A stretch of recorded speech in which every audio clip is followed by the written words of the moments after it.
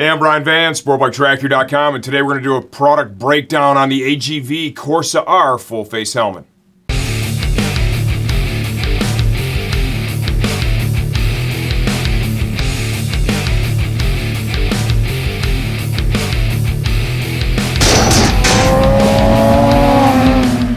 The AGV Corsa R retails from $7.99 to $9.99 as of the time we're shooting this video. Please understand, we don't update videos for pricing changes, only when the product itself has been completely redesigned. Who is this helmet right for? This helmet is built for sport riding racing. Track days, racing at any level. If you're a street rider, you want kick-ass aerodynamics, amazing ventilation, this will work for you too. One qualifier for street riders. I don't see having the ability to install cleanly a Bluetooth communicator device in these, so if that's an important thing to you, I would chop this one off of that list. Sizing, let's dive in right there. I measure 58 centimeters on the money, intermediate oval head shape. This helmet has an intermediate oval interior shape. Something unique that AGV is doing is they're splitting the medium size into two different sizes, medium small, then medium large. They use 4 different shells with this. The medium small gets its own shell, the medium large and the large share a shell. I would say the sizing chart is accurate. I will further qualify that and say I like my helmets to fit really tight as they can without being painful and distracting. I own a standard version of the Corsa, not the R. This is the evolution of that. So I've ridden this a lot, have not ridden this, end of the day, same thing, right? When I got this, I tried on both the medium large and the medium small, and I was able to get into the medium small and enjoy that smaller shell size and get a good kind of vice-like fit. For personal preference reasons, I went in that direction. Most other riders out there, right, if you're in that medium size and you're kind of torn between the two, right, at 58, I'm able to get into a medium small with just a really, really tight fit. If you like it a little looser and you measure 58, probably better off in the medium large. Sorry, a lot of information there, but I think it's worth it. Remember too, when you get the helmet, these are expensive. Leave the shield sticker on, wear it in the house as long as you need to verify the fit before you take it out for a test drive. You take the first test drive, ownership of the helmet has changed hands forever, and we can't help you out with an exchange. Features and benefits of this helmet. 3.4 pounds in a medium on our shipping scale. 4 shell sizes. This uses a combination fiberglass carbon shell. The certification is billed as E.C.E. and D.O.T.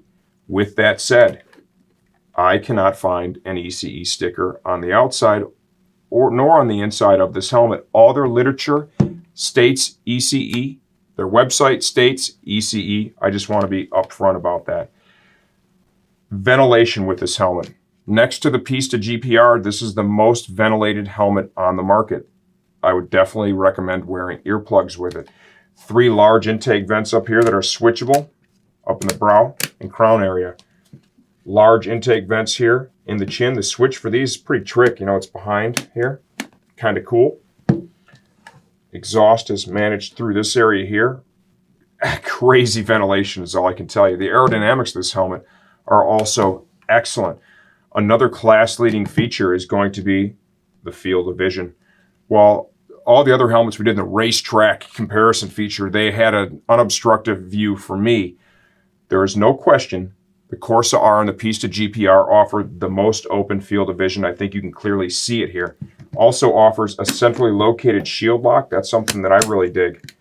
If you like to ride with a shield cracked, that first step, the shield is not locked, it's not squeezing against the gasket, it's cracked. Boom.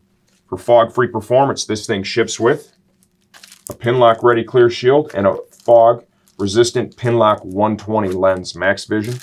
Ships with your first pack of tear-offs. If you are into that shield crack, if you like to ride without the Pinlock, that can be a useful thing, you know, when you're under conditions where fog is a possibility. Double D-ring retention system. Emergency release cheek pads. All high-end fabrics are used with this. The stuff feels great against the skin. This really is a good helmet. I got to tell you, I really enjoyed all the riding that I've done in this Corsa. This is just a small, simple evolution from that one, so I have a pretty deep understanding of that.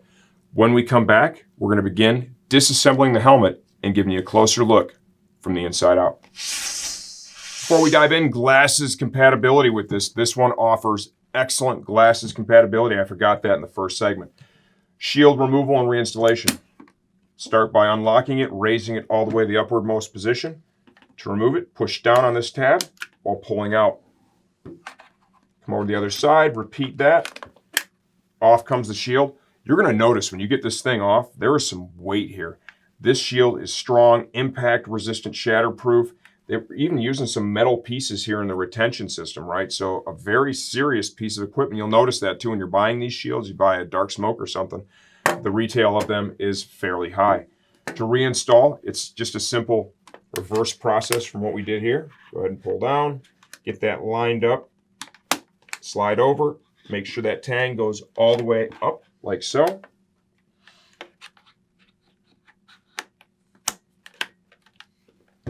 Cycle the shield a couple of times before you take a ride. Take a look, make sure the tabs are all the way up. You don't want to have a problem when you're out there riding. Anytime I'm going to remove an interior on a helmet, I like to start off with a shield removal. So we'll go ahead and take that back off, put it to the side. Start off with a chin curtain. The chin curtain, get your thumb just behind the edge of it and kind of wiggle and pull out like so. The tabs for it are kind of a rubberized material. There's a little flex to them, pulls right out. It locks itself in quite nicely. The emergency release cheek pads, you can see the pulls right here. To remove the cheek pad and the neck roll system, these are connected as one piece. You want to get your fingers behind the backing plate of the cheek pad, in between it and the EPS, push in. There are 3 snaps. Release all 3 of those snaps. There's one at the front, one towards the top, and then one more towards the rear. You need to make sure the chin strap is undone as it has to pass through the holes in the cheek pads. Let's get the snaps on the other side done. Once you've done that, grab the cheek pad here at the front, support the helmet, and kind of wiggle and pull back. Repeat the process on the other side. Out that bad boy comes. Let's go ahead and have a look at it. Just feel those fabrics, super nice, super cash. Top pad, there is a centrally located snap here all the way at the back. This is a unique top pad too, I want to touch on that. It is a reversible top pad. One side is meant for hot conditions, the other side for cold. 2 snaps at the front. Slide those out. Here is the reversible side. This side is the cooler side. This side is the warmer side. Okay, you want to flip it. What you need to do is pull these snaps out. You know, how effective is that? I don't know how to answer that question. That's not a feature I would be likely to try. Honestly, I would just buy this helmet and probably leave this thing in there and not do anything with it.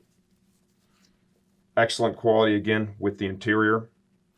You'll see that inside too, there are these 2 fabric like foam pieces. They line up, not quite sure what those are there for. They line up with the snaps that retain the cheek pad right here in the chin area. You want to make sure that those are, of course, reinstalled. There's a couple of foam fabric pieces up here where the EPS kind of comes together.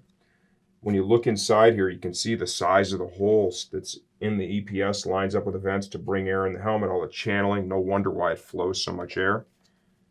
Made in Italy, that's pretty cool too, just like the Pista GPR. Here's the switch for the vent and the chin bar. Molded piece up in the chin.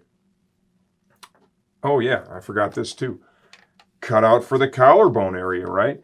One of the easiest ways to break a collarbone, you have an impact, fall off the bike, your head gets pushed over, and it hits right about there where that knot is. The shell of the helmet can actually be the thing that breaks the collarbone. For that reason, on the Corsa R and the Pista GP RR, AGV has kind of, shaped it to help prevent that contact. That's a pretty cool feature as well. There you have it. This is an excellent helmet, no doubt about it. Little to the spendy side. If you have any questions, leave those in the comments section of this video. I have a lot of experience with this helmet. I've enjoyed riding in it, and I'm here to get you all dialed in and make your next purchase with us the best experience it can be.